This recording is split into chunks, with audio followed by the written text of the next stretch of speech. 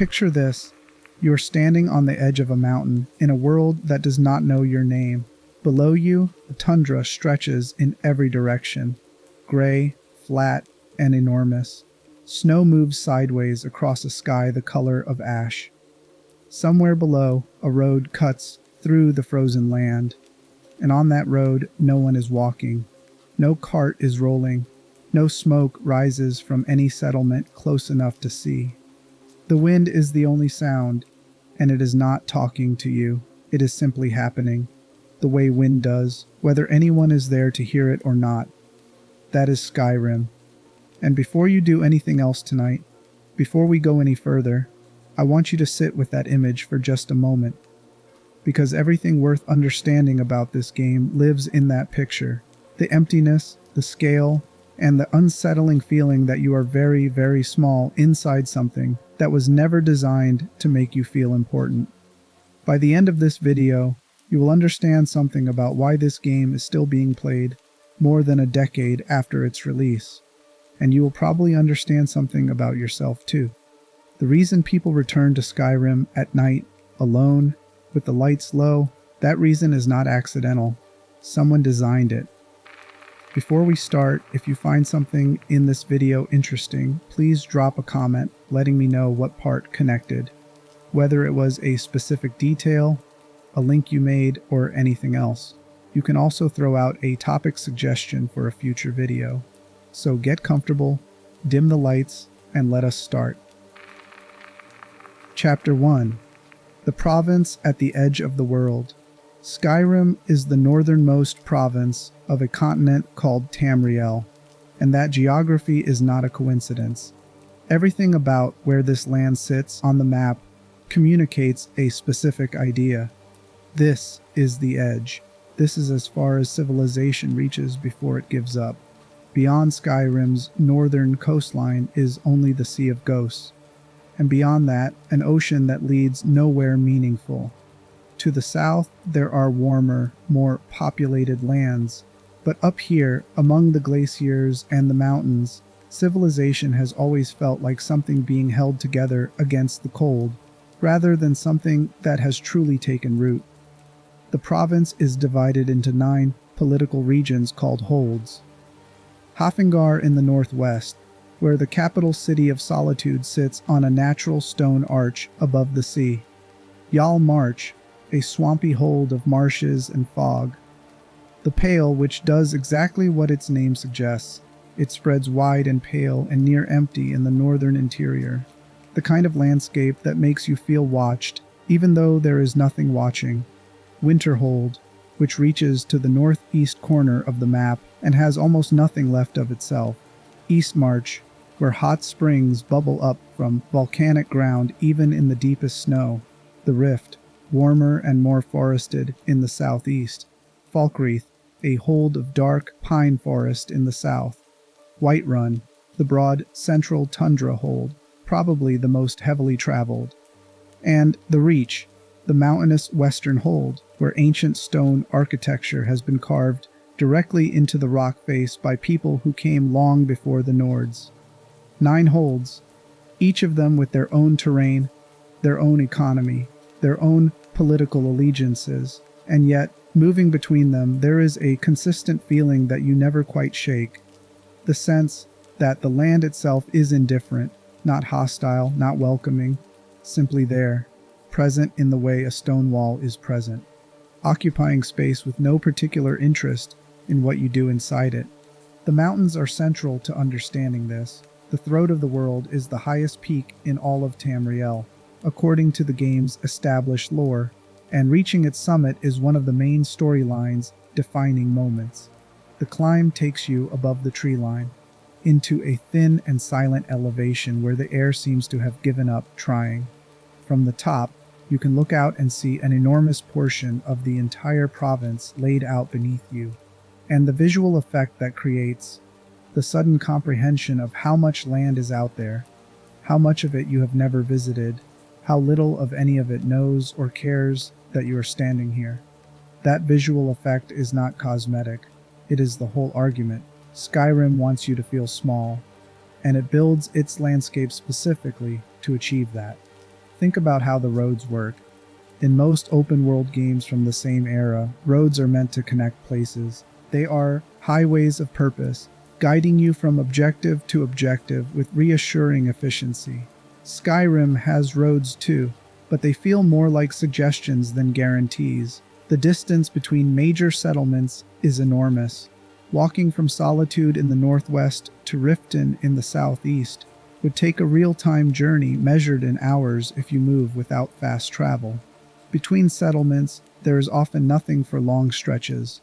No waypoints, no clear markers of where you are in relation to where you are going. Just landscape changing slowly, and whatever happens to cross your path. What makes this meaningful is not just that the distances are large, it is that the spaces between things feel designed to communicate something about those things. The long walk to the College of Winterhold, which sits on a crumbling peninsula, jutting out over the Sea of Ghosts, feels like it takes you away from the rest of the world, because the college itself is a place apart. A school for magic users, that the rest of Skyrim regards with suspicion or outright hostility, perched at the northeastern edge of the map, in a hold that has been steadily losing population and infrastructure. The walk to reach it mirrors what the place actually is, somewhere that takes effort to get to, that sits outside the comfortable center of things, that exists at an edge. The Reach follows the same logic but in the opposite direction. Markarth, its capital, is built into and around an ancient Dwemer fortress, a city that was reclaimed and repurposed by the Nords long after the Dwemer disappeared. The architecture is heavy, stone gray, vertical. It sits in a canyon. Reaching it means crossing mountain passes and following narrow roads where the cliffs rise steep on both sides. And the feeling of the approach is not welcoming. The design is communicating. Here is a place with a complicated past that still has not fully resolved itself. Now, within this vast geography, Skyrim is also in the middle of a civil war. The Imperial Legion, representing the Empire of Cyrodiil, occupies the province and enforces a treaty that has, among other things, banned the worship of the god Talos. The Stormcloaks, a Nord independence movement led by Jarl Ulfric Stormcloak, are actively fighting to drive the Empire out. Hold capitals change hands. Soldiers die on roads. Checkpoints appear where there were none before. What the Civil War does to the experience of isolation is something that rarely gets discussed, because the war does not make Skyrim feel more populated. It makes it feel more dangerous and less stable, which amplifies the loneliness rather than relieving it.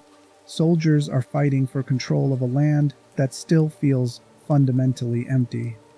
The battles happen in the landscape between things, along roads and in forts and at bridges, reinforcing the idea that even this conflict is happening in the margins, in the spaces between settled places. And that is only possible because of the mountains, the distances, and the design philosophy that chose to put so much land between so few people. There is a psychological term for the feeling Skyrim produces during long cross-country walks. It resembles what researchers call awe. Awe is a specific emotional response that occurs when something is so vast or so complex that your existing mental frameworks cannot easily contain it. It is distinct from beauty. Something can be beautiful without inducing awe. Awe requires scale and a slight sense of overwhelm, the recognition that you are encountering something larger than your capacity to fully understand it at once. Mountains produce awe. Oceans produce it, and in video games, very few landscapes produce it consistently the way Skyrim does. Part of that consistency comes from weather. The game's weather systems cycle through clear skies. Overcast days, snowstorms, blizzards, and fog, often with little warning. Caught in a blizzard on a mountain road, visibility drops to almost nothing, and the sound design changes. The wind becomes a low, continuous roar. The ambient music drops away, or shifts to something sparse and barely present, and your character's movement feels heavier, slower, more resistant. The environment is not passively pretty. It is actively making the world harder to exist in. That is what the first chapter of Skyrim's implicit argument looks like. A province built at a scale that does not need you, with weather that does not notice you, and a civil war that will continue with or without your intervention. You are a visitor to something immense and ongoing. The question the game never quite asks out loud but poses with every design choice is, what does a person do when the world is this large and this indifferent? That question gets more interesting when you realize the world is not just large. It is also alive in a very specific, quiet way, and understanding how it stays alive and what that means for you as the only person in it is where we go next. Chapter 2. A world that runs without you. There is a moment that many players remember, without quite knowing how to describe it. You walk into a town in the early morning. The sun has just come up over the mountains. A blacksmith is already at her forge, hammer swinging in a rhythm that started before you arrived, and will continue after you leave. A farmer is walking his fields, pausing at the edge, looking out over the same frozen landscape you just came from. A child is running across the market square for no particular reason that serves the story, just running, the way children do. In a tavern down the road, the innkeeper is setting out bread for a breakfast crowd that has not arrived yet. And all of it is happening on a schedule you did not trigger and cannot stop. Skyrim runs while you are not playing it. More accurately, Skyrim runs as if you are not the center of it. This is the game's secondary form of isolation, quieter than the landscape but more personal. The world has its own rhythms. Guards change shifts. Merchants open at certain hours and close their stalls when the light fades. The Civil War's battles are timed in such a way that they can occur without you in the area. Wolves hunt deer on roads you have never walked. Bandits patrol camps that you have not yet discovered. The game is, in a technical and philosophical sense, not waiting for you. For most games, this would be an unusual design choice. Game worlds are traditionally player-centric. The shop is open because you arrived. The conversation starts because you initiated it. The world's events follow you like sunlight follows a sundial. You are the axis, and everything else is organized around your position. Skyrim disrupts this in a way that feels gentle, but is actually quite radical. The world's axis is not you. What this does to the experience of playing alone is something worth unpacking carefully. Because on the surface, a world full of scheduled activity should feel less lonely, not more. There are people doing things. There is routine, domesticity, the texture of a place that has inhabitants who have lives. And it does feel that way, initially. Walking through Whiterun's market district in the afternoon, listening to merchants call out their wares, watching guards talk to each other near the gate, you get a sense of a place that is inhabited and ongoing. But that warmth is always slightly out of reach, because the world's routines are not for you. The blacksmith is not forging a weapon for your arrival. The innkeeper is not setting out breakfast because she knew you were coming. Everything that feels like community or connection is happening on its own track, according to its own logic, and you're moving through it like a traveler passing through a town they have no history with. You can participate at the margins, buy something, ask someone a question, stay for a few days, but the rhythms continue, whether you engage or not. This is the game modeling something real about what it is to be a stranger somewhere. Not an unwelcome stranger, not even a conspicuous one. Just someone who arrived from outside and is moving through a set of social systems that predate their presence.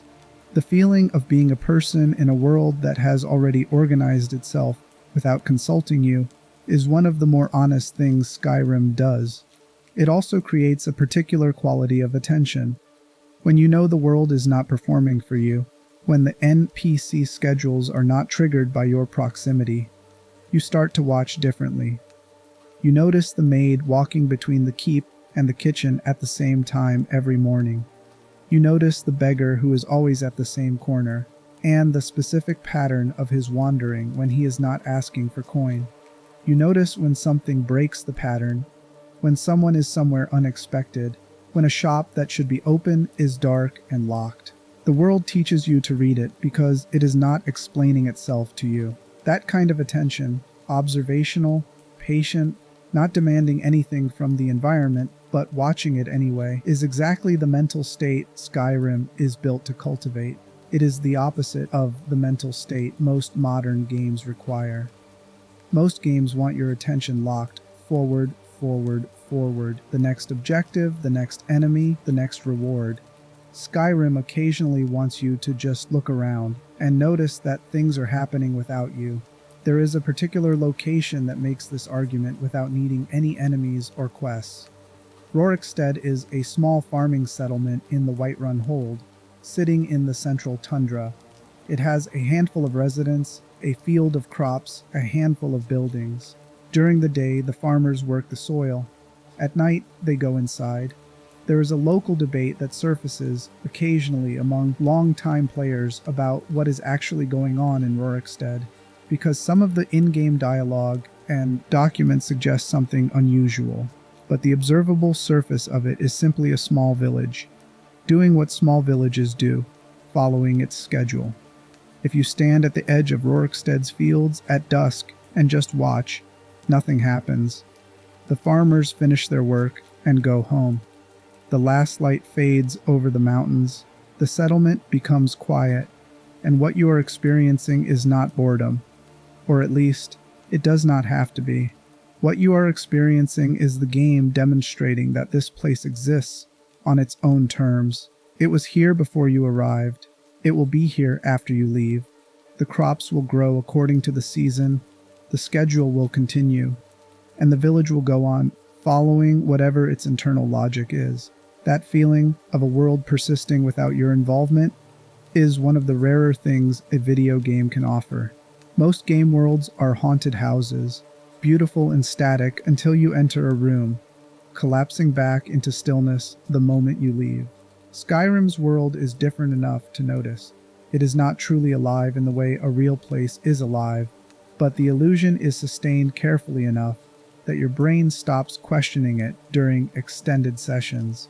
And when your brain stops questioning it, you begin to inhabit the world rather than just navigate it. This distinction, inhabiting versus navigating, is central to why people use Skyrim as a sleep aid, as background noise, as a companion for nights when they do not want silence but also do not want the social pressure of human interaction. The world runs without you, but it also accepts you. It does not ask you to perform or explain yourself.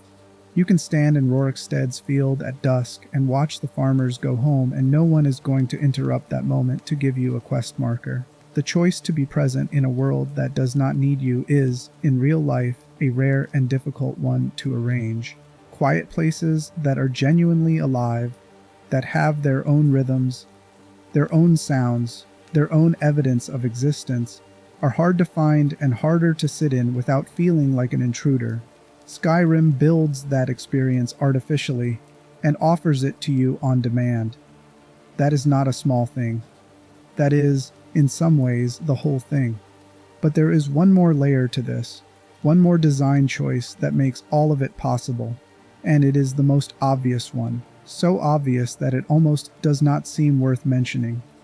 And yet, in an era when multiplayer gaming has become the default, in a landscape where online components are crammed into nearly every release, this choice is actually unusual enough to demand examination.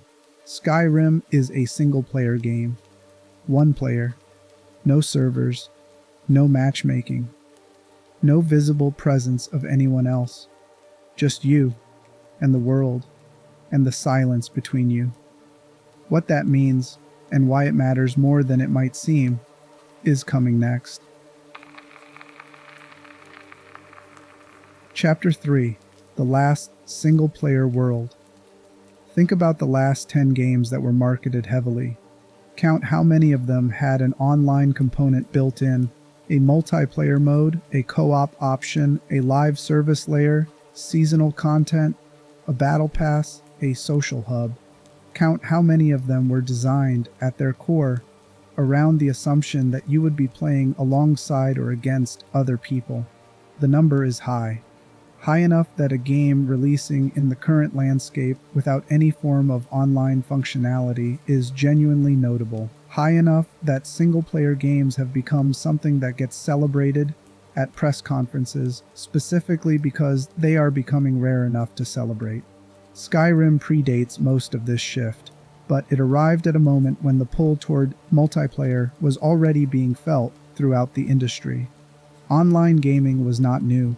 Massively multiplayer worlds had existed for years before Skyrim, and the industry had already begun its slow tilt toward the belief that games needed other people in them to sustain engagement over time. Bethesda made a choice: one player. The world is yours, completely and privately. What that choice creates is something that cannot be replicated by adding a co-op mode or a shared server. A multiplayer world is always, at some level, a social world, and social worlds have social rules. There are other people to be seen by. There are performances to give, impressions to manage, comparisons to make.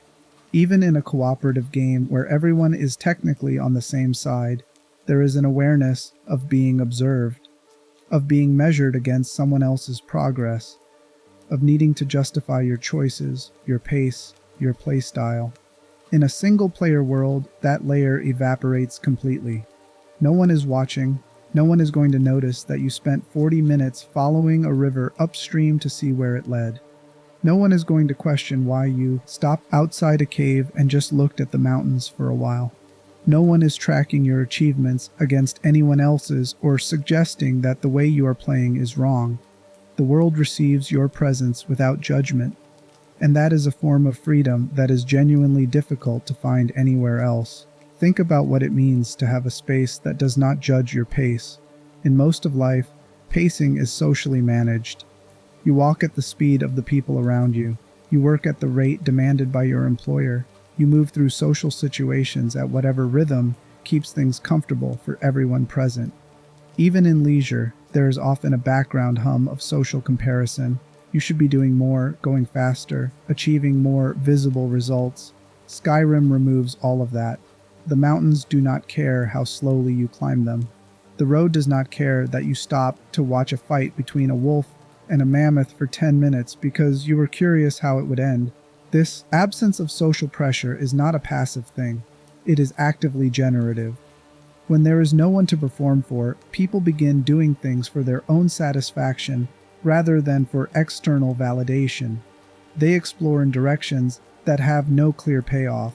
They develop preferences about which holds feel most interesting to walk through, which time of day is best for traveling, which type of dungeon they actually enjoy versus which ones they skip.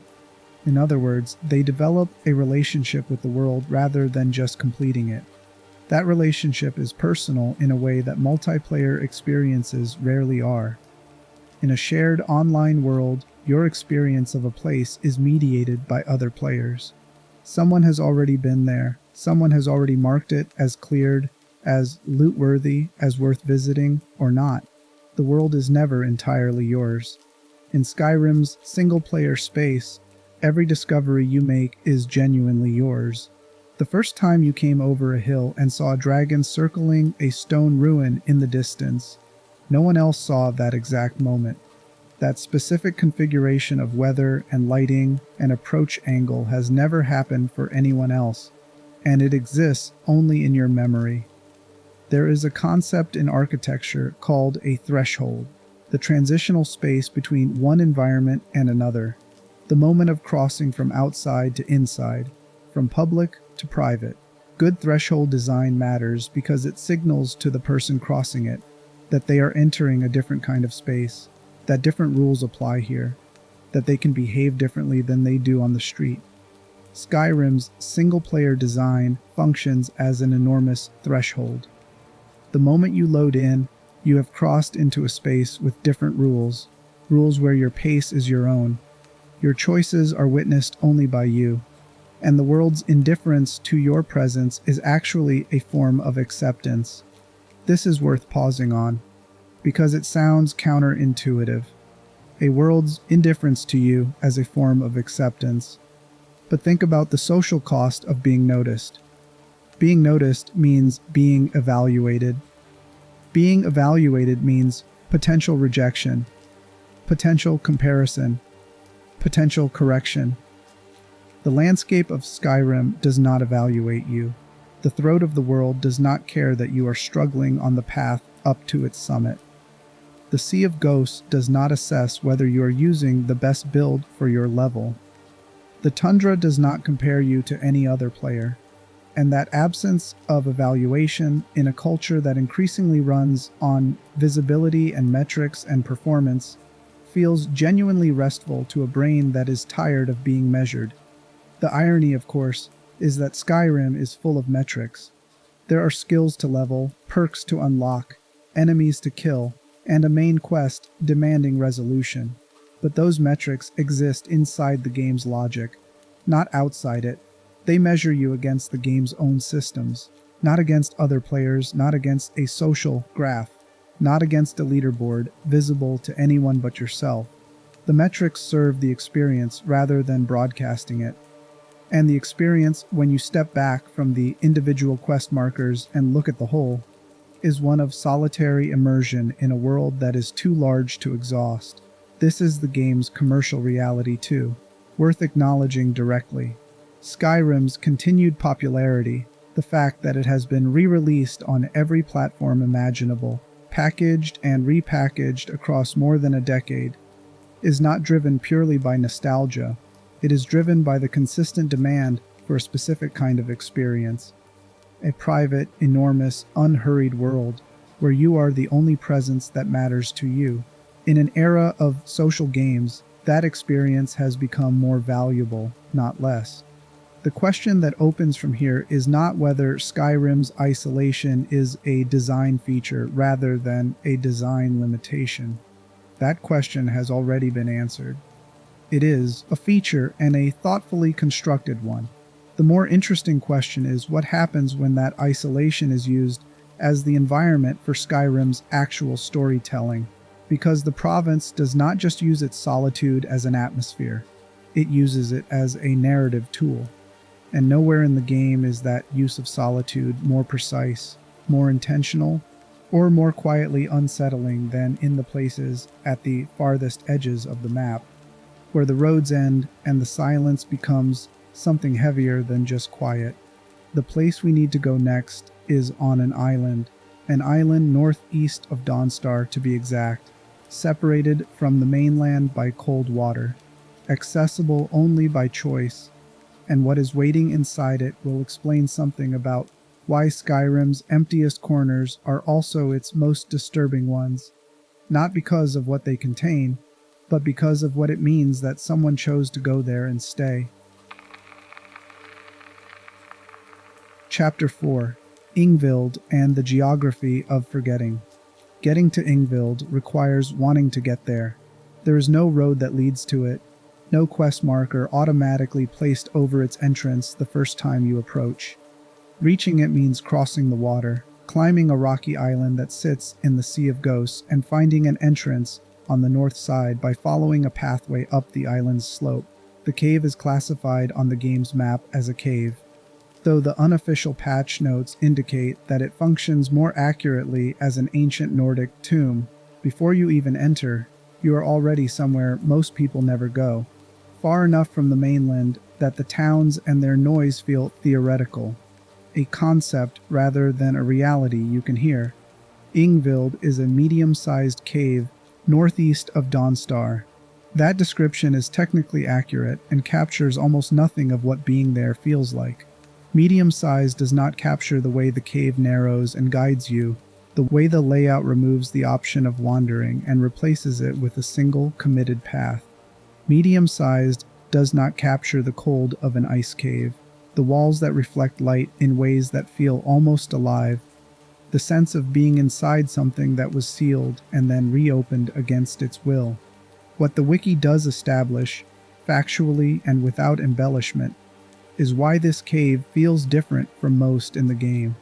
Yngvild was, according to the game's lore, originally a barrow for ancient Nordic battle maidens. The cave's unusual composition, populated entirely with the remains of female warriors, suggested this original purpose to the man who found it. That man was a necromancer named Arundel. Arundel had, at some point, been a resident of Dawnstar. According to the quest dialogue established through Vakel, the man of the Thieves Guild, Arundel was evicted from Dawnstar after the town's population discovered the nature of his experiments in necroanimus, a branch of necromancy focused specifically on reanimating the dead as spectral servants. The townspeople burned down his home. The record of what exactly he had been doing in Dawnstar before his eviction exists only in the journals he left behind in Yngvild, 4 volumes, scattered through the cave in a line that marks his descent, both physical and personal, deeper into his work.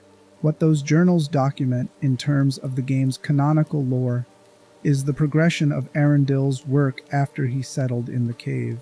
He found the barrow's female draugr and began his experiments there. He perfected a method for reanimating the recently dead as uniquely spectral servants. The ghostly forms that patrol the cave are called Yngvild ghosts, Dawnstar's young women, milkmaids, ordinary people from the same town that expelled him.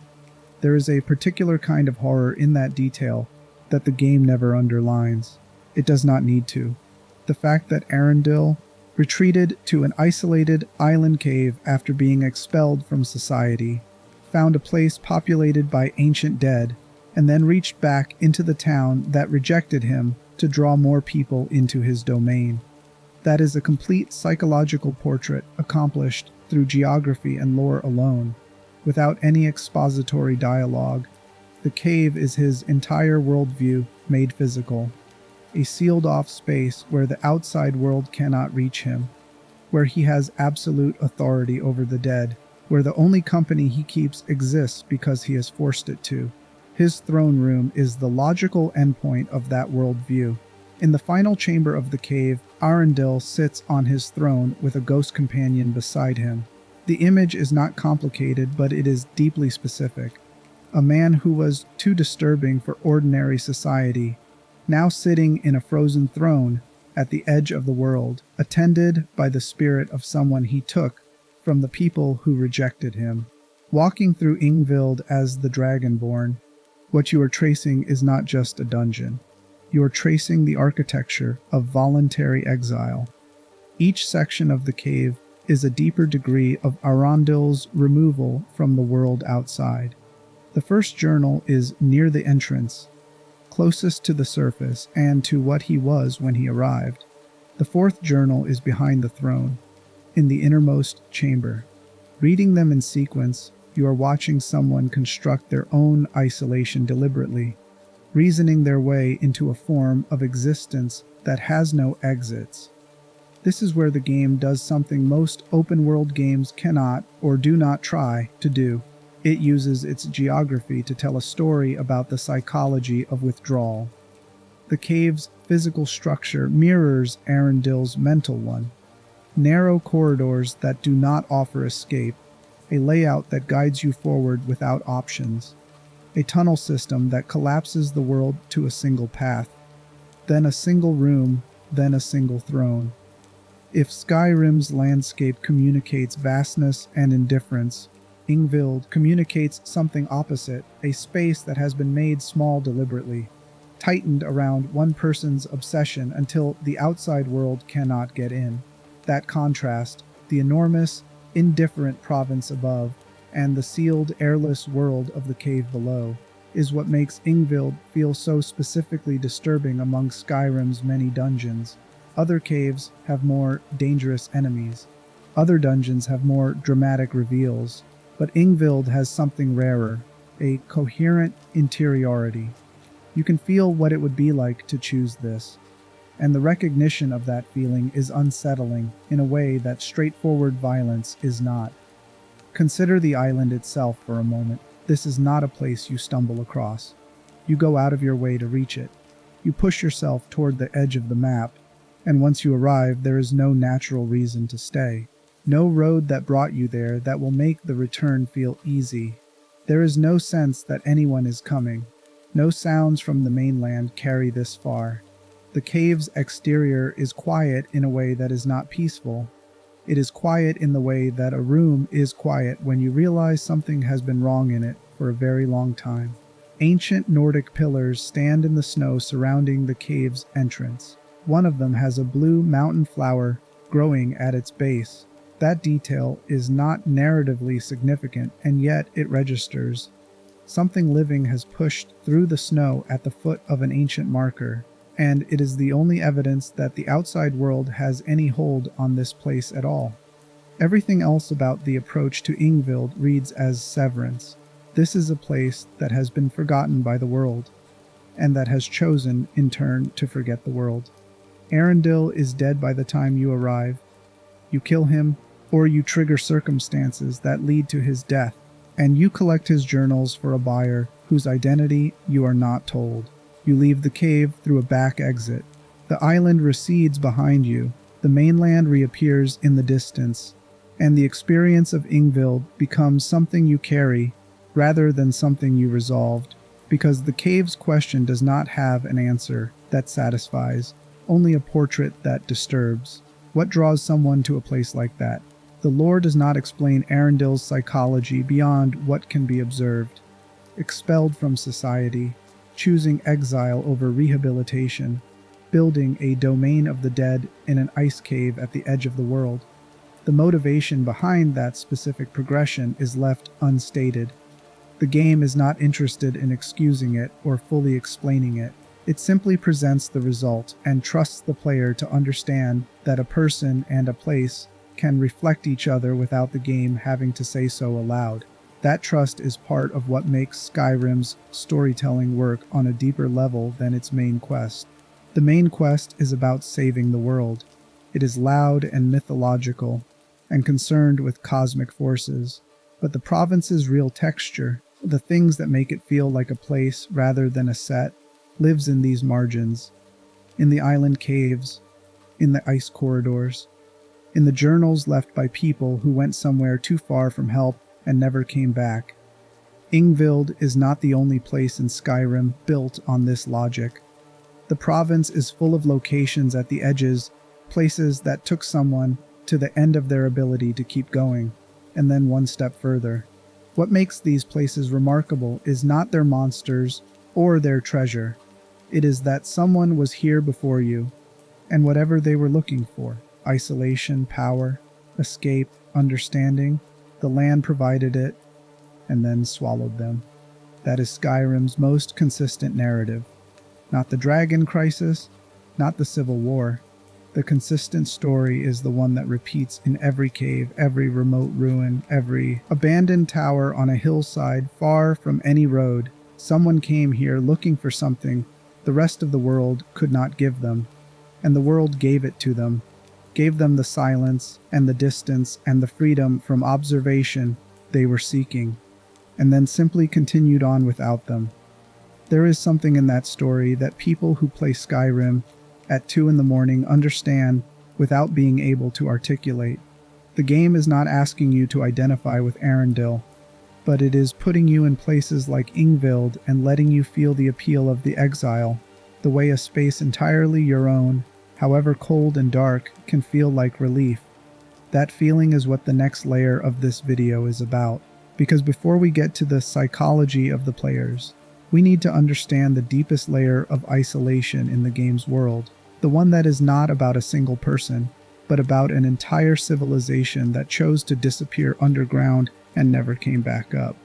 The Dwemer built beneath Skyrim, and what they left behind when they vanished, is one of the most quietly devastating things in the entire game's lore.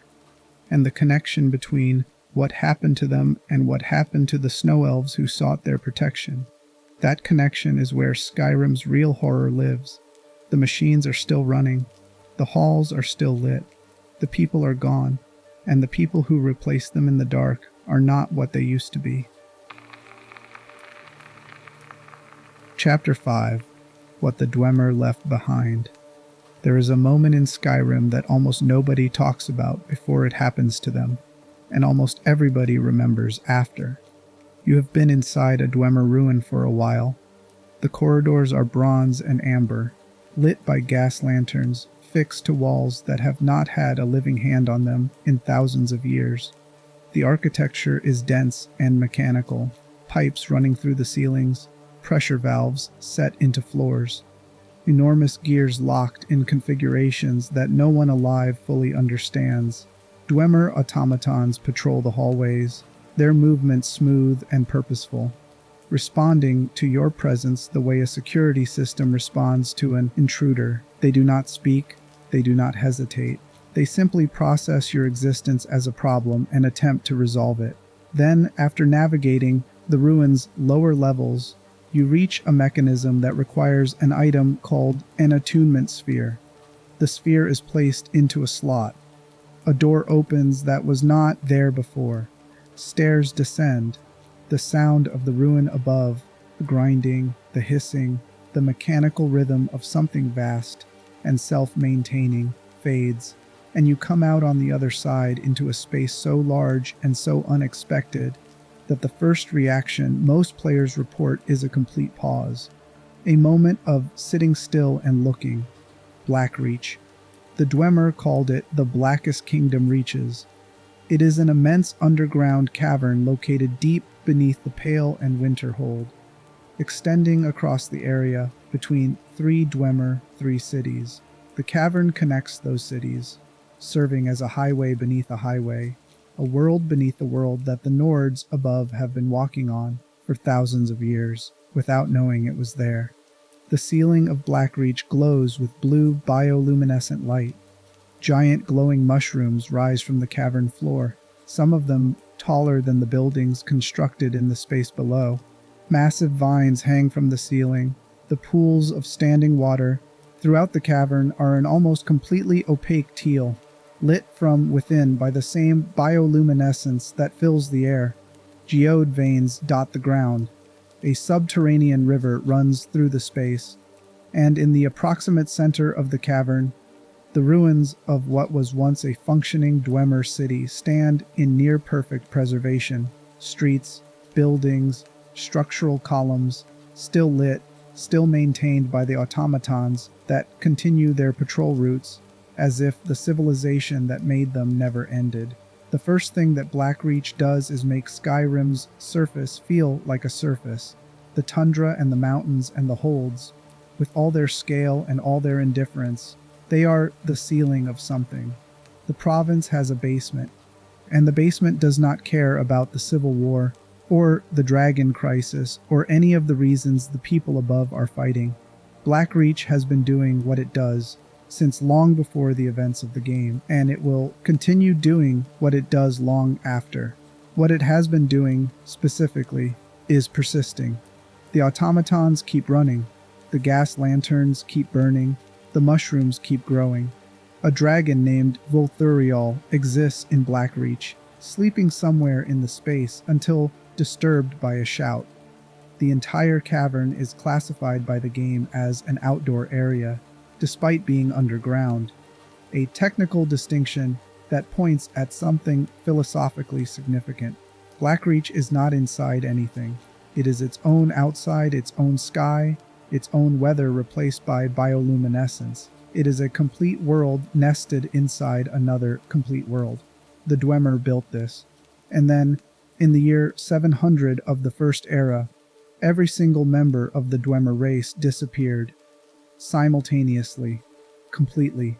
At the Battle of Red Mountain, the Dwemer simply ceased to be present in the world. The exact cause remains unknown within the game's lore. The scholars of Tamriel's Fourth Era argue over what Kagranak's use of his tools on the heart of Lorcan actually did. What mechanism could have removed an entire civilization at once? Several theories exist, some involving the nature of the soul, some involving time itself, some involving what happens when a race attempts to achieve a form of divinity. None of them are confirmed. None of them are dismissed. The Dwemer simply left. and their machines kept running.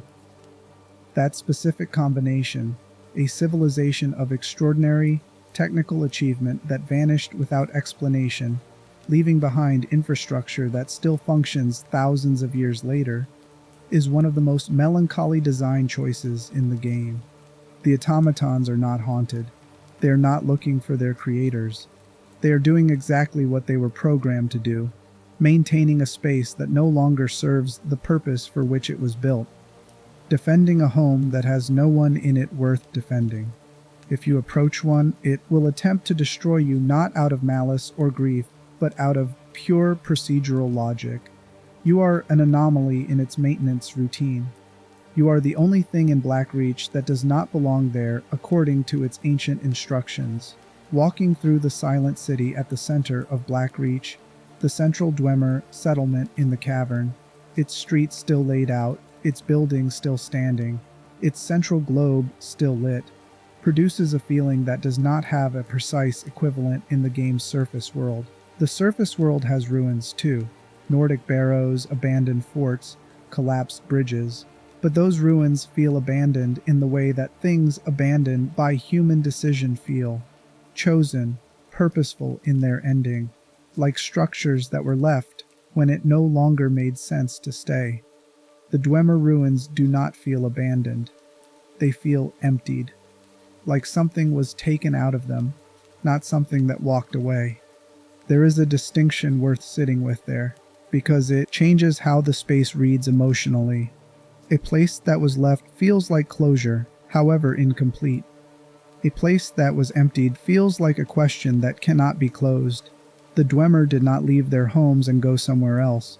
They ceased to exist in the middle of everything they were in the middle of. Mid-sentence, mid-project, mid-maintenance cycle. The automatons are the evidence of that interruption. The beds in Dwemer dwellings, still arranged as if someone might return to them. The mushroom farms, still growing and untended. The tools beside work surfaces, still laid out in patterns suggesting imminent use. The silence of Blackreach is not the silence of Yngvild, though they share certain qualities. Ingvild's silence is the product of one person's deliberate removal from the world, a sealed space that holds only the results of a single obsession. Blackreach's silence is the product of a civilization's unexplained subtraction from existence, a silence that is thousands of years old and has never been explained, to the satisfaction of anyone who has tried to explain it. It is not quiet because someone wanted it quiet. It is quiet because the people who gave it sound are gone, and no one who has come after them has been able to fully fill the space. Playing alone in Blackreach is a distinct experience from anything else the game offers. The sheer scale of it. The cavern extends so far in every direction that the in-game map is only ever able to show you part of it at once. Removes any sense that you are about to run out of world. The ambient sound design shifts to something that is half silence and half the slow, deep hum of the cavern's own presence. A sound without clear source that resembles the sound of a place that has been listening for too long. The glowing mushrooms and the bioluminescent ceiling create a light that looks like nothing on the surface. You're not underground in the way a dungeon makes you feel underground. You are in another atmosphere, another register of existence entirely. And then you notice the Falmer, moving through the cavern's floors, clustered near Dwemer structures, tending their chorus, the venomous insect creatures that serve as their primary tool and food source. The Falmer are immediate and hostile, and deeply wrong in a way that takes a moment to locate. Their combat awareness is based on sound and smell. They wear rags and leather and bone. They use crude tools and nest in spaces built for a civilization that was engineering technology thousands of years beyond what any surface race had achieved. The contrast between the Dwemer infrastructure surrounding them and the state of the Falmer within it is one of the most quietly horrifying images in the game. Understanding why requires knowing what the Falmer were before Blackreach. Chapter 6. The Betrayed, What refuge costs? Before there were Falmer, there were snow elves. The snow elves, also known in the ancient Aldmeris tongue as Falmer, meaning people of the snow or people of the cold, were the original inhabitants of Skyrim before the arrival of the Nords. They were a proud civilization. According to confirmed lore, they had an aptitude for magic that rivaled the Altmer of the Somerset Isles. They built monuments. They constructed the Chantry of Auriel in what is now known as the Forgotten Vale.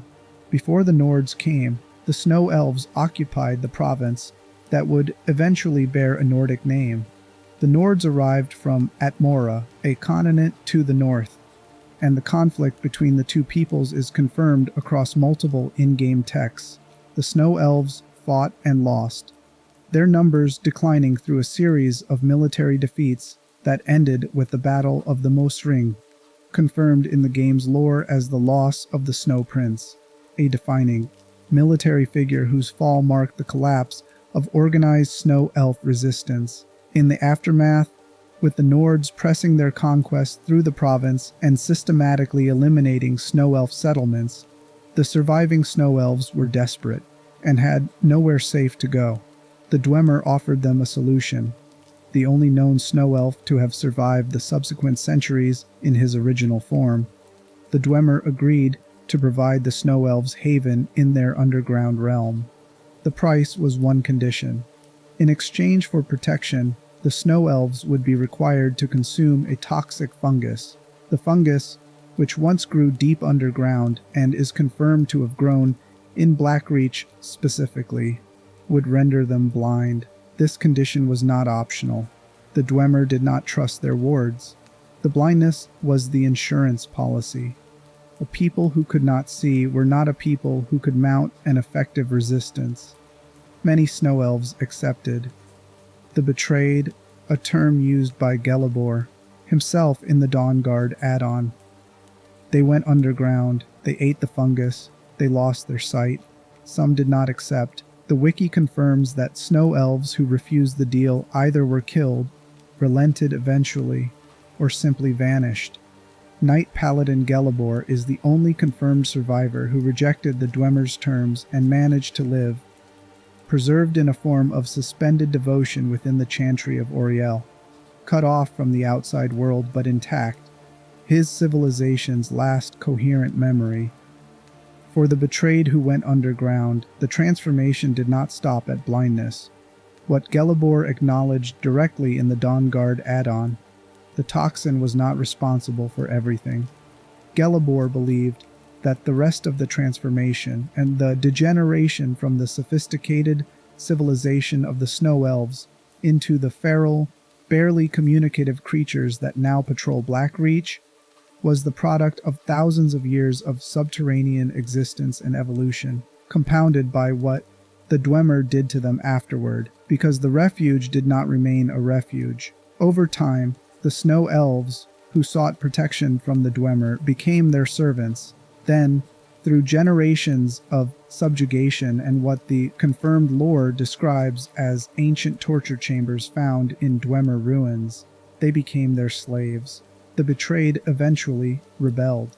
The rebellion led to what the in-game text calls the War of the Crag, a conflict that raged entirely underground, beneath Blackreach's cavern floors, fought between the Falmer and their Dwemer masters over generations. The confirmed lore notes that this war was fought completely unbeknownst to the Nords on the surface above. An entire war. Armies, battles, casualties measured in generations, taking place below the feet of a population that had no idea it was happening. That detail is one of the most conceptually staggering things in Skyrim's lore, and it almost never gets the attention it deserves. A war fought entirely in the dark, entirely in secret, entirely beneath the world everyone else was occupying. The Nords above were living their lives, farming, trading, fighting their own conflicts, building their barrows, following their gods, and below them, invisible and inaudible, an entire other history was occurring. Two civilizations destroying each other in the deep. The War of the Crag ended, or more precisely, it was ended by the Dwemer's disappearance in First Era year 700, when every Dwemer simultaneously ceased to exist at the Battle of Red Mountain. The war they were fighting underground stopped, because one side of it simply was not there anymore. The Falmer, according to the confirmed wiki sources, were left in Blackreach without their oppressors, and what they did with that freedom was not recovered. The centuries of subjugation, the generations of blindness, the long erosion of everything that had once made the Snow Elves a civilization, none of that reversed when the Dwemer disappeared. The Falmer spread through Blackreach. They continued downward into its deepest reaches. They adapted to lives so fundamentally shaped by darkness and servitude that no version of daylight was available to them anymore, not literally and not metaphorically. By the time the Fourth Era arrives, by the time you walk through Blackreach as the Dragonborn, the Falmer have been in the dark for thousands of years. They use Dwemer architecture they cannot fully understand anymore, though they nest within it. The Falmer, despite their degraded state, have shown signs of increasing intellect over the ages, something Gelibor himself observed and held onto as a fragile hope, but they cannot pick many of the sturdier Dwemer locks. The sophistication of their ancestors is inaccessible to them. What remains is an existence organized entirely around survival in an environment that was never meant to be their permanent home. Walking through Blackreach and encountering the Falmer, knowing what they are, produces a specific kind of grief that straightforward horror cannot. They are not monsters in the traditional sense, creatures that were always this way, designed from the beginning to be frightening. They are what happened to a civilization that asked for help and was given a price that destroyed them. The Snow Elves who went underground were looking for safety. The world offered them safety with a condition attached. The condition was irreversible. The safety was illusory. And thousands of years later, blind and feral, their descendants are still in the basement of the world that would not protect them. The metaphor embedded in that story does not need to be stretched to reach its meaning. Refuge that comes with a cost of self-degradation is not refuge. Protection that requires you to become less than you are in exchange for survival is not a gift. The Dwemer's offer to the Snow Elves was precisely calibrated to ensure that the people they were offering to protect could never become a threat, which means the offer was always about control masquerading as compassion, and the Snow Elves, desperate and running out of options, took it. That dynamic, the powerful offering the vulnerable, a form of help that is really a form of capture, is not unique to fantasy. It appears in enough of human history to be recognizable without needing to name specific examples. Skyrim does not editorialize on it. The game presents the Snow Elf-Dwemer relationship as historical record, filtered through the limited and sometimes contradictory accounts available in the Fourth Era, and trusts the player to understand what they are reading. The moral weight of the story is not explained. It is left in the architecture, in the state of the Falmer, in the preserved voice of Gelibor describing his people as the betrayed, with a grief so old it has become factual. There is something else in this story that connects back to Blackreach's physical design, and it is worth naming directly. The vast underground cavern, with its bioluminescent ceiling, its preserved Dwemer city, its self-sustaining ecosystem, is beautiful in a way that makes the horror of what happened in it harder to process, not easier. Blackreach is genuinely one of the most visually striking places in the game. The first time a player enters it, the response is almost universally one of wonder. The scale, the light, the evidence of a civilization that built something extraordinary in the dark, it is undeniably impressive. And that is the trap. A place can be beautiful and deeply wrong at the same time. The Dwemer's engineering achievement is real. The city they built in Blackreach was, by any technical measure, extraordinary, and also they took a people who came to them for help, systematically destroyed their capacity for resistance, enslaved them, and continued doing so for generations until the Falmer rose up in the only way left available to them.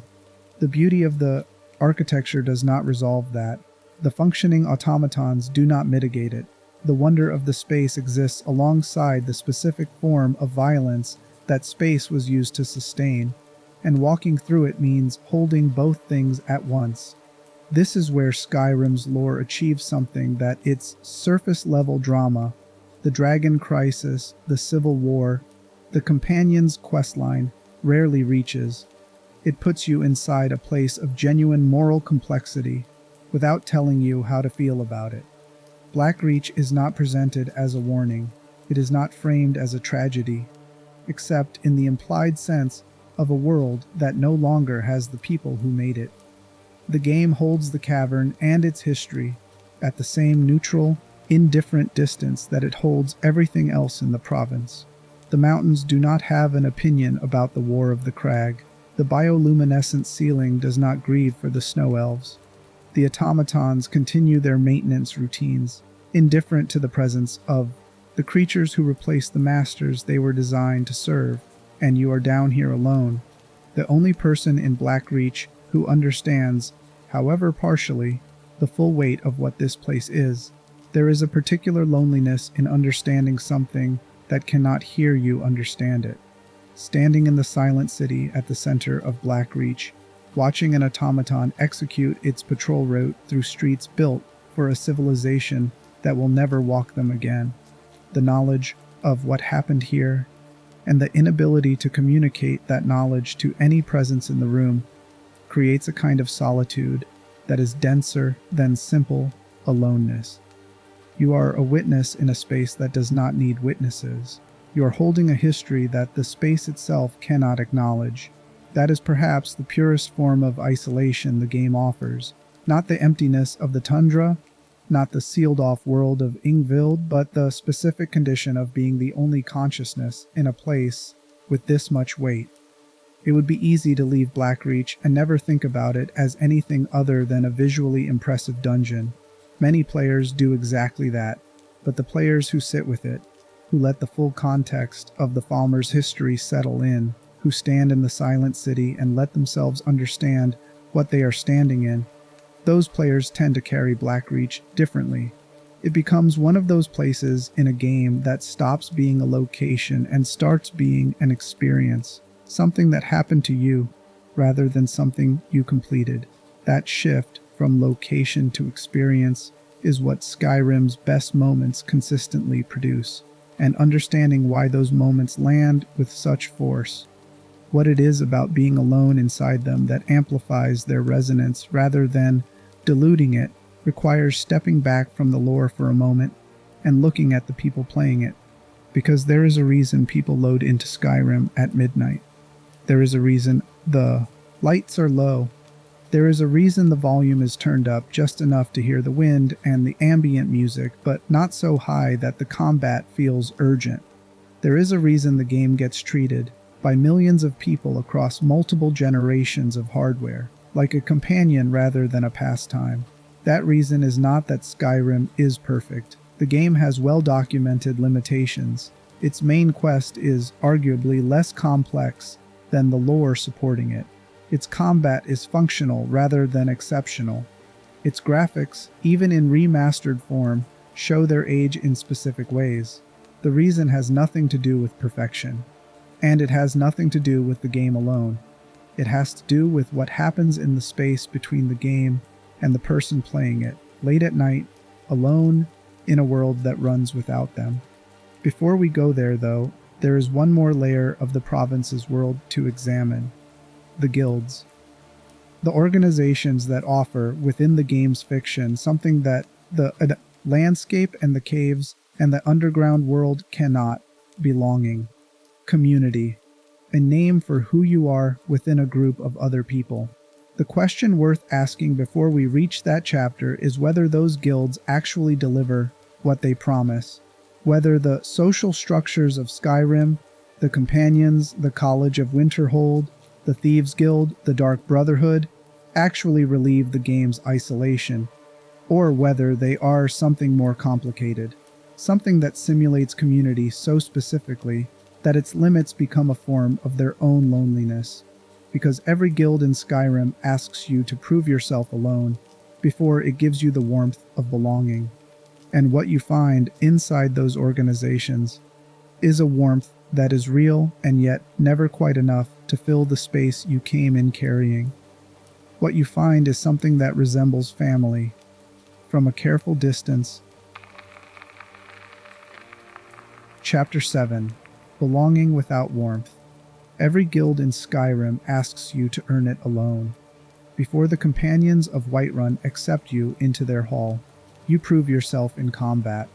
Before the College of Winterhold opens its doors to you, you demonstrate a capacity for magic against a standard that applies only to you, a single applicant standing at a gate in the snow. Before the Thieves Guild in Riften offers you membership, you complete a job by yourself, in the dark, without witnesses. Before the Dark Brotherhood acknowledges you as one of its own, you act alone in a locked room, with no guidance except a voice behind a curtain. Every organization that offers community in Skyrim makes community contingent on solitary performance first. You must go alone before you are allowed to come in from the cold. That pattern is not accidental, and it is not merely a narrative convenience. It reflects something accurate about how belonging works in most social systems. The requirement to demonstrate individual capability before collective acceptance is extended, but in Skyrim, that pattern has a particular weight because of everything surrounding it. The province has already established, across hundreds of hours of possible play, that the world does not need you. And then the guilds offer you something different, a group of people who might. The transition from one to the other, from the indifferent vastness of the landscape to the specific warmth of an organization saying, yes, you may join us, is one of the more quietly significant emotional beats the game produces. The companions are based in Jorvaskr, a mead hall built in Whiterun that is, according to the game's lore, one of the oldest structures in the city. The organization itself predates the current era of Skyrim's history significantly, its founding tied to the original Nordic warriors who came from Atmora.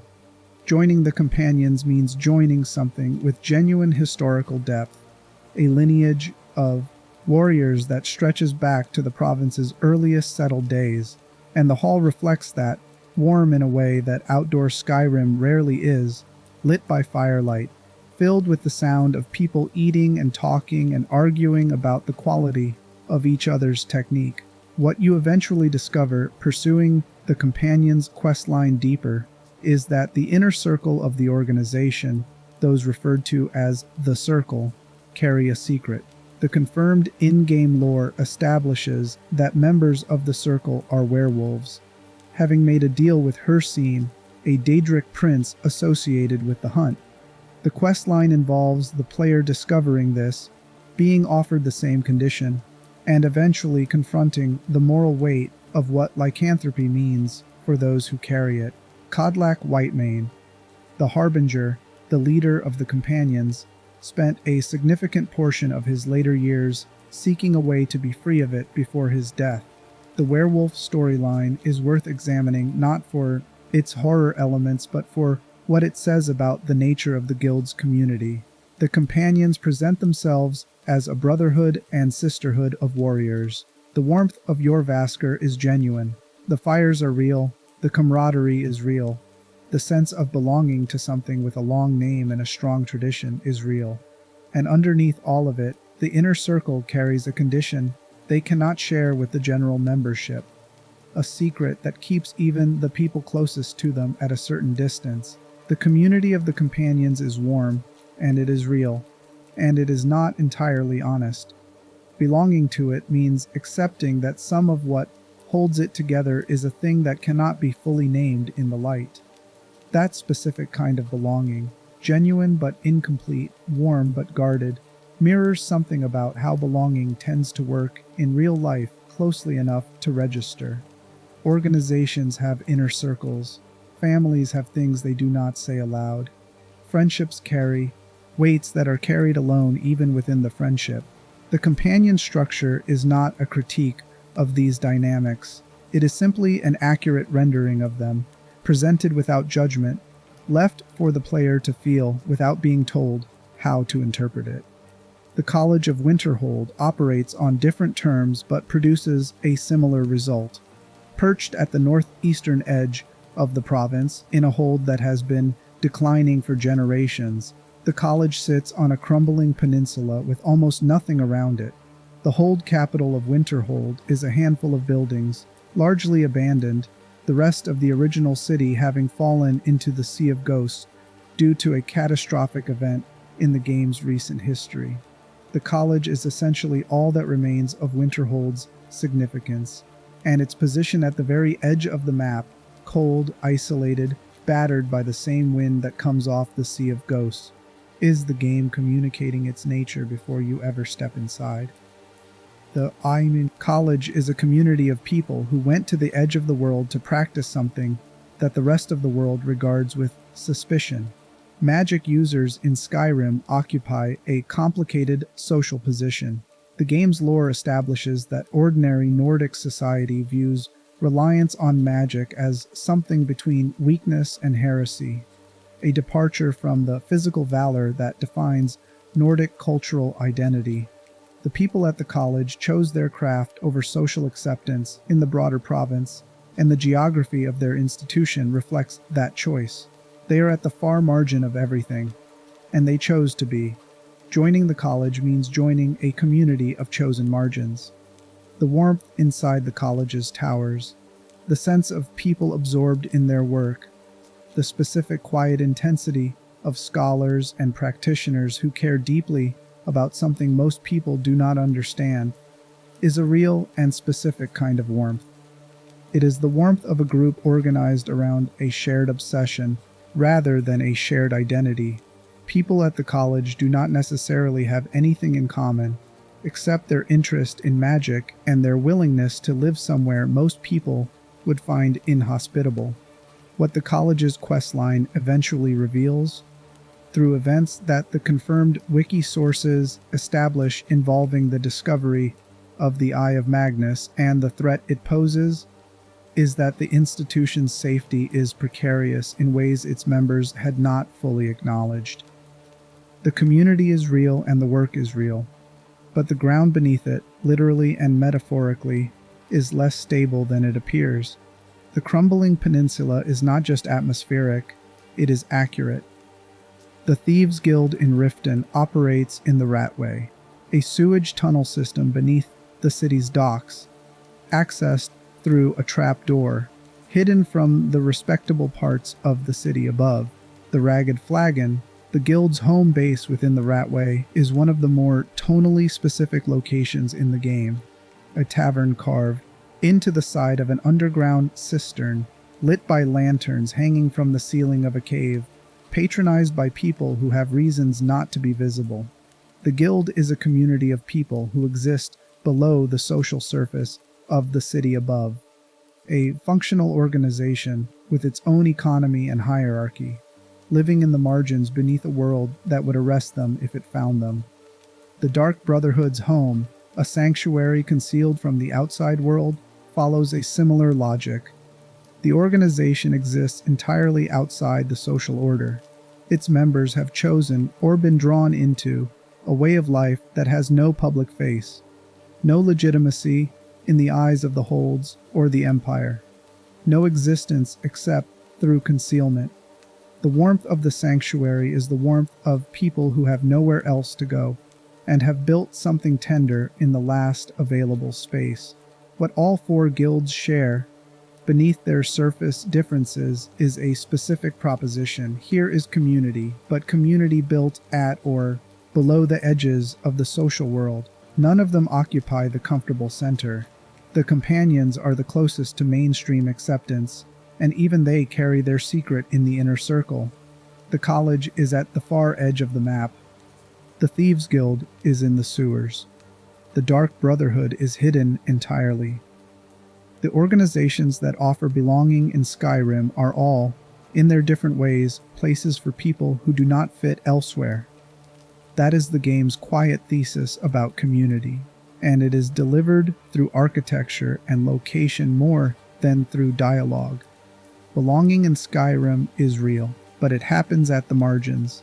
It happens in halls that most people walk past without entering, in underground cisterns, in sanctuaries concealed from the world above. The warmth is genuine, and it is hard to reach, and it is always surrounded by the same vast landscape that surrounded you before you found it, which means the loneliness does not go away when you join a guild. It changes shape. It becomes the loneliness of someone who has found a place and knows the place is real and still feels the wind through the walls. That is, in the end, an honest portrait of what belonging feels like for a lot of people, and the game delivers it without needing to announce what it is doing. Chapter 8: Why We Come Back at Night. There is a specific version of Skyrim that does not exist in the afternoon. Afternoon Skyrim has quests to complete and dragons to interrupt your progress and the vague social guilt of knowing you could be doing something else. Afternoon Skyrim is a video game, clearly and practically, measured in objectives and progress, and the efficient management of your time. Afternoon Skyrim asks something of you. Late night Skyrim is different. Late night Skyrim is what happens after 11, after midnight, after the house is quiet and the only light in the room is the screen. The quests are still there, but they feel less urgent. The dragons are still dangerous, but they feel less demanding. The world opens differently, wider, slower, more willing to hold still while you look at it. Late night Skyrim is less a game being played and more a place being inhabited, and the distinction between those two things is where the experience the game is most famous for actually lives.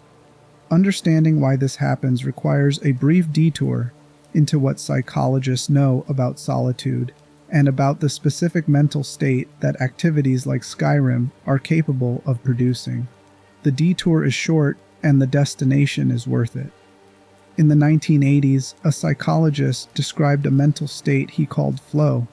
Flow occurs when a person is engaged in an activity that is challenging enough to require genuine attention but not so challenging that it produces anxiety. In flow, self-consciousness drops away.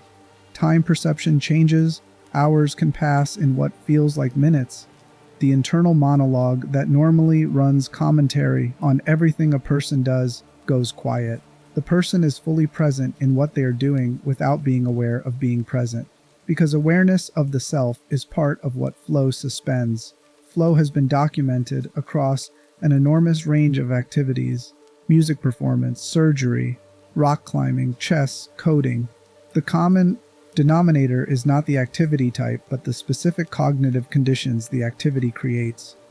Enough challenge to engage the whole mind, not enough to overwhelm it, and a set of clear feedback signals so the person always knows where they stand. Skyrim is a flow generation engine. The skill systems provide constant low-level feedback. Your archery improves, your sneak levels up, your smithing advances with each action, creating a continuous stream of small confirmations that you are progressing without the cognitive load of having to track it manually. The world's challenge scales to your level in ways that keep encounters manageable, without becoming trivial. Navigation provides gentle problem solving. Exploration provides constant small rewards for attention paid.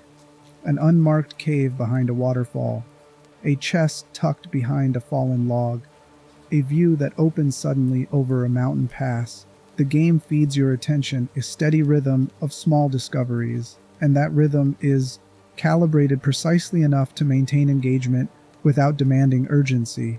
In late-night conditions specifically, flow becomes easier to enter because the brain's default mode network, the system responsible for self-referential thought, rumination, social comparison, and planning, is already winding down. The cognitive load of the day has been partially metabolized. The social pressures of waking life have receded, The things that interrupt flow in the afternoon, notifications, obligations, the background hum of needing to be somewhere or do something, have quieted. The brain is more available for the kind of absorbed, present attention that Skyrim rewards. This is why Skyrim works as a sleep aid in a way that most action games cannot. The flow state it produces is not one of high arousal, not the adrenaline-spiked focus of a competitive shooter or the constant tension of a survival horror game. Skyrim's flow is quiet. It is the flow of someone walking slowly through a landscape, noticing things, following their curiosity without deadline. The heart rate does not elevate, the breathing does not shorten, the body settles, and the mind engages at a pace that feels closer to dreaming than to problem solving. Combined with the game's ambient sound design, wind across tundra, the distant call of birds in pine forests, the low creak of an inn at night, the specific sound of snow underfoot, and the visual language of its landscape, Skyrim activates something that environmental psychologists have identified in studies of natural settings, the restorative effect of soft fascination. Soft fascination is what happens when an environment captures attention gently, without demanding that you do anything in response. Trees moving in wind produce soft fascination. Rivers produce it. Certain kinds of ambient music produce it. The slow passage of clouds across a sky produces it. The brain engages with something that is interesting without being urgent, and in that engagement, it is able to rest. Skyrim simulates a natural environment well enough to access this response. The mountains and the weather and the sounds are all artificial, but the brain does not reliably distinguish between authentic and simulated environments when it comes to soft fascination. The effect is close enough to real that the restorative properties carry through. Players who use Skyrim as background noise while they fall asleep are not making an irrational choice. They are discovering, through personal experiment, something that psychology can confirm: environments that provide soft fascination without social demand are restoring conditions for an exhausted nervous system. But there is something underneath the neuroscience that is harder to name and more central to why Skyrim specifically, rather than any other ambient game world, became the one people return to in this way. And naming it requires going back to everything we have covered tonight: the geography, the world that runs without you, the single-player solitude, the guilds at the margins, the history underground. There is a particular feeling that Skyrim produces consistently across all of its environments, from the tundra to Blackreach to Yngvild to the College of Winterhold. And that feeling is this: the world has already been here for a long time, and it will be here for a long time after. And your presence in it is real and valuable and completely optional. The world does not need you to continue. The Dwemer ruins will still be there whether you explore them or not. The Falmer will still be in Blackreach. The farmers of Rorikstead will still work their fields. The college will still be on its crumbling peninsula. The automatons will still execute their patrol routes in a city that has not had a living occupant since the First Era. You can be here, or you cannot be here. The world's choice is made. Your choice remains. That specific freedom to be present in a world that does not require your presence is what the late-night Skyrim experience is built on, because most of the environments in which modern people exist do require their presence, in various forms. Work requires you, family requires you, social media requires you, or creates the feeling that it does, which amounts to the same neurological load. The background pressure of being needed, of being a necessary component in other people's systems, does not turn off easily. Even in genuinely quiet moments, the body carries it. Skyrim does not need you, and that specific quality of not being needed, combined with the soft fascination of its landscape, the flow state of its mechanics, and the private, unwatched nature of its single-player space, creates a form of rest that is not simply absence of stimulation. It is presence in something that will accept you without requiring anything of you. You can stand on the throat of the world and look at the province below and hold the knowledge that this world is vast and ongoing and fundamentally indifferent to whether you are in it, and that indifference can feel, at the right hour, like the most profound form of acceptance available. This is what the guilds cannot fully provide. The companions and the college and the thieves guild all offer belonging, but belonging comes with expectation. Even the warmth of your Vasker expects something from you.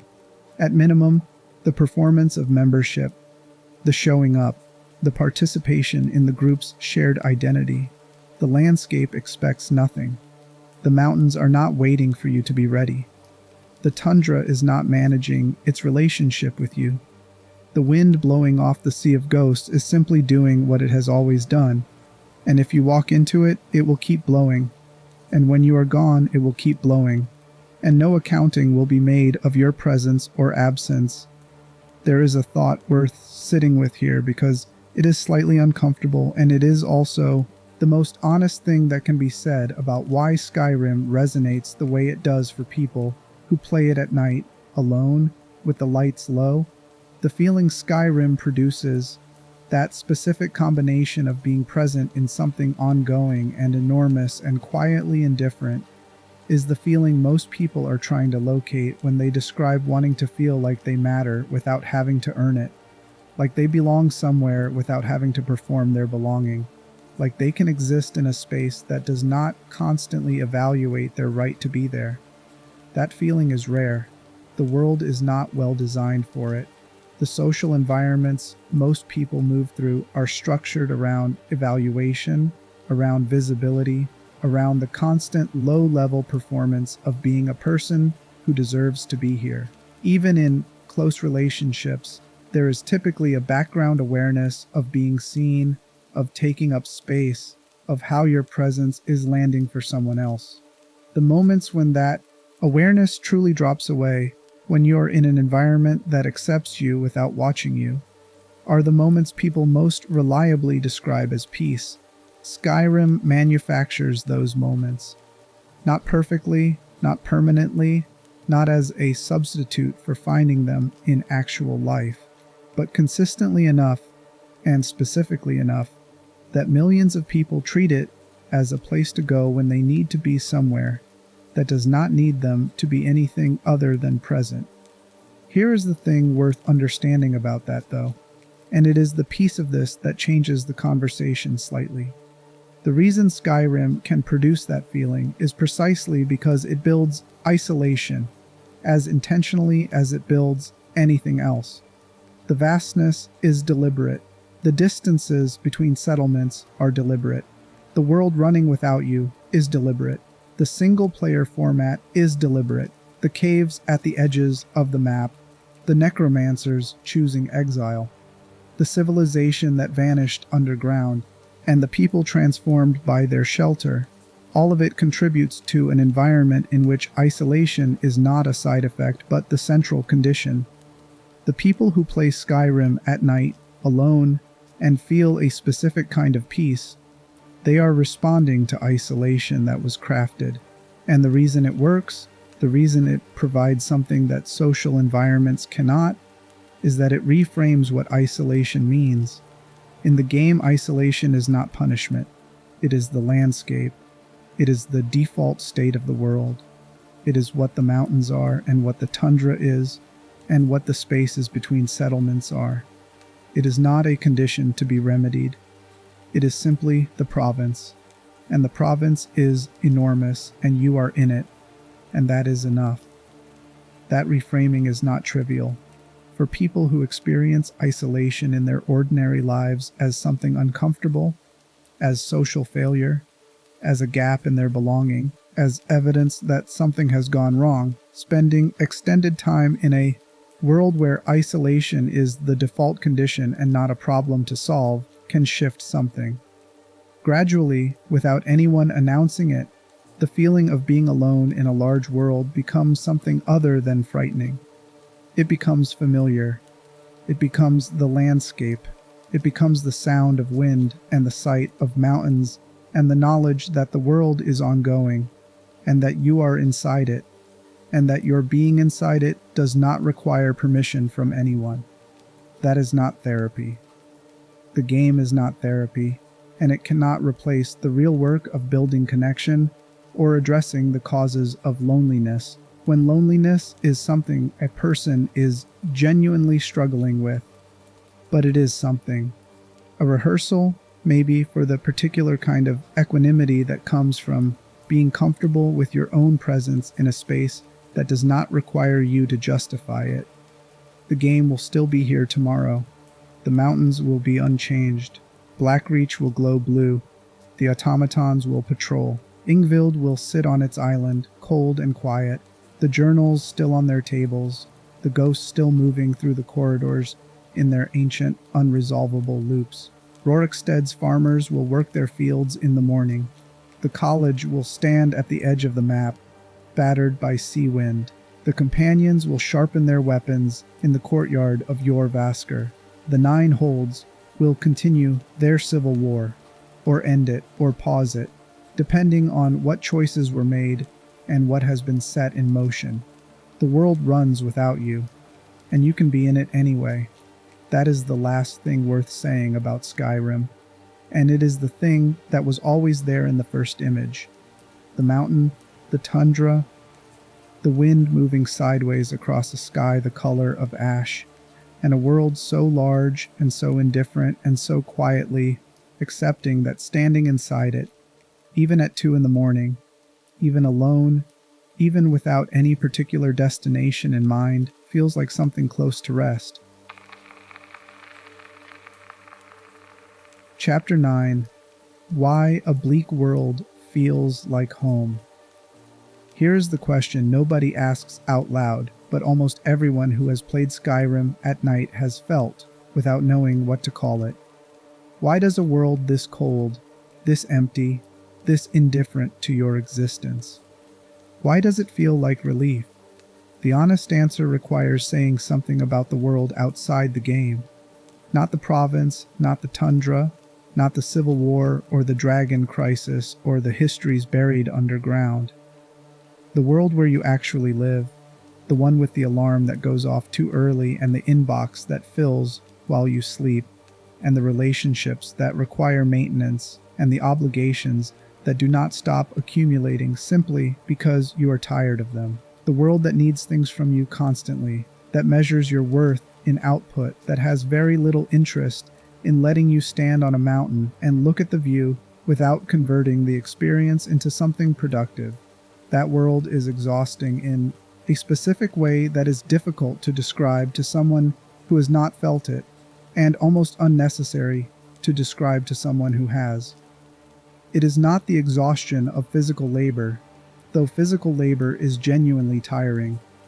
It is the exhaustion of perpetual social performance, of being a version of yourself that is calibrated for other people's expectations continuously across every environment you move through. Work demands a professional self. Family demands a relational self. Social media, if you use it, demands a visible self, a curated self, a self that is always at least partially on display and open to evaluation. Even leisure has been partially colonized by the performance of leisure. The photo of the meal, the check-in at the location, the public accounting of how well you are spending your time off. The self that carries all of those performances does not get to put them down easily. They accumulate as a kind of background tension, a low-level vigilance about how you are coming across, whether you are doing enough, whether you are enough. And the deepest version of rest, the kind of rest that actually restores, rather than simply pausing the performance, requires finding somewhere that does not evaluate you. Somewhere the performance is genuinely unnecessary. Somewhere you can exist without being witnessed and assessed. Skyrim is that place. Not because it is cheerful or warm, or because it tells you that you are valuable. It is that place specifically, because it does none of those things. The mountains do not offer comfort. The tundra does not reassure you. The world's indifference, which we have been examining all night as a design feature, is the very thing that makes it safe. A world that does not evaluate you cannot find you wanting. A landscape that does not care whether you are there cannot reject you when you arrive.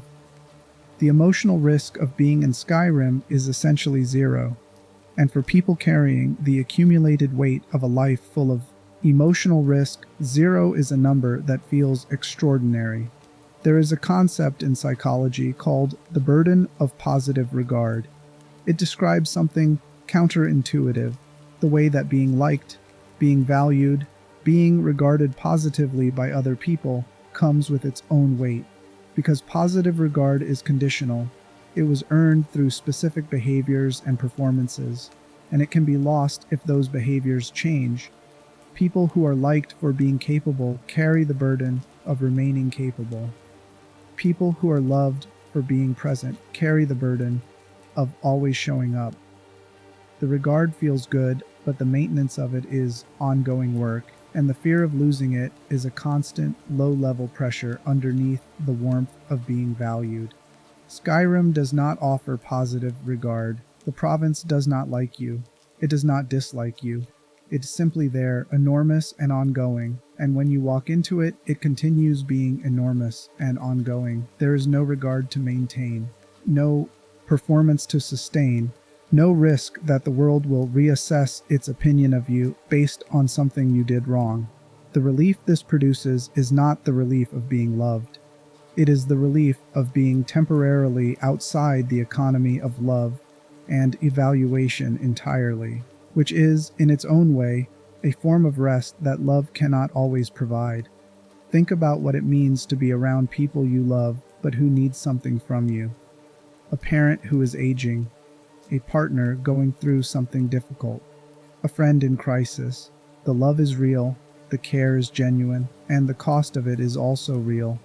Attention, emotional labor, the continuous calibration of your response to their state. Even in the best relationships, even in the ones worth every cost they carry, there is a version of your nervous system that is working when other people are present. Reading the room, adjusting, managing the gap between what you feel and what is appropriate to express. Being in the way that humans in social situations are always at least a little bit on. Skyrim turns that off. Not because it is better than the people you love, and not because the isolation it offers is something to be preferred to real connection, but because the brain that handles social processing needs a break the same way. Muscles need rest between workouts, and the game provides exactly the environment that break requires. Something engaging enough to occupy the mind without activating the social layer that has been running all day. This is why the late-night Skyrim experience is not escapism in the dismissive sense that word usually carries. Escapism implies fleeing from something real into something false. What Skyrim offers is closer to recovery, the specific kind of recovery that requires removing yourself from the conditions that are depleting you and placing yourself somewhere those conditions cannot reach. Athletes call this active recovery, movement that maintains function without adding stress. What Skyrim provides is active recovery for the social brain. You are still engaged, you are still making decisions, navigating spaces, following curiosity. You are simply doing it in an environment where the social cost of existence has been reduced to nothing. The bleakness specifically matters here, and it is worth saying why rather than simply asserting it. A cheerful, brightly lit game world full of friendly characters who celebrate your presence would not produce the same effect.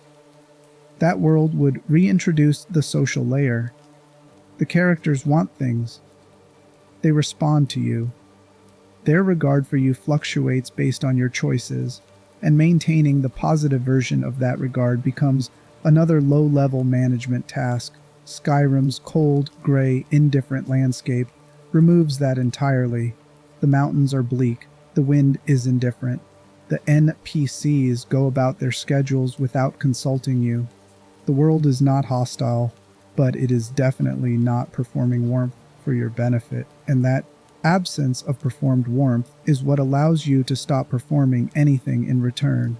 There is something important here about what bleakness actually communicates as an aesthetic.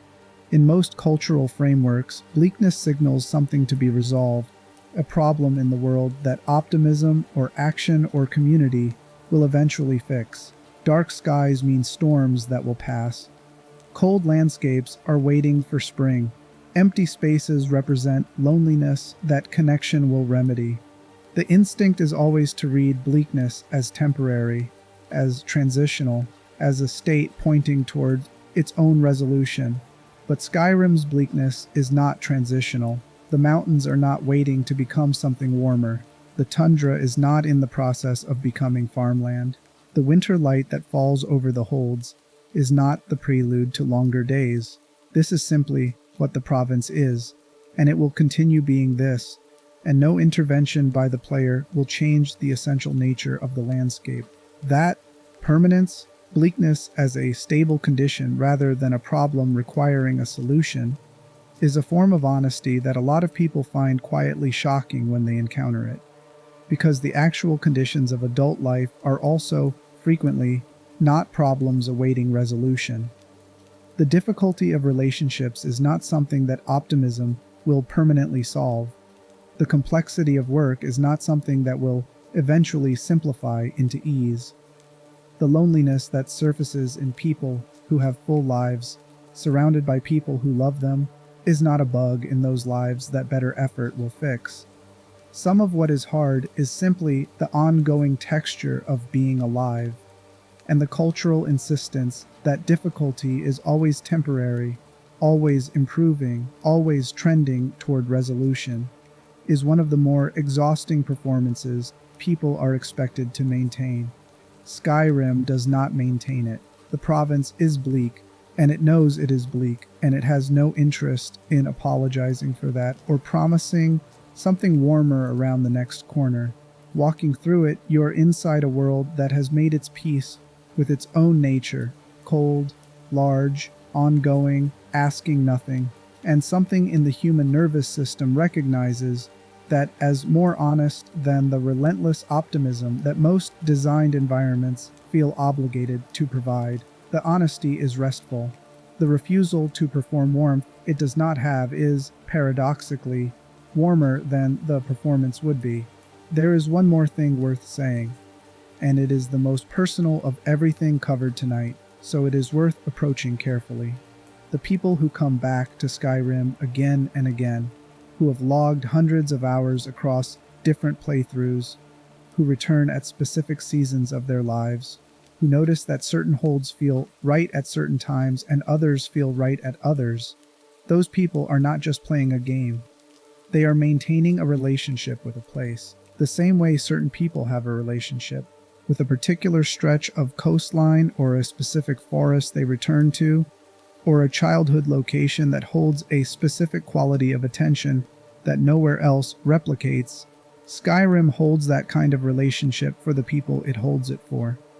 And the thing about places you have a relationship with is that they carry your history with them. The first time you saw the aurora over the Sea of Ghosts, the playthrough where you decided to stay in one hold and not quest at all, just explore the immediate area for a week. The night you walked to Yngvild in the dark for no particular reason and stood on the island listening to the wind for longer than made any practical sense. None of that happened in reality, and all of it happened to you.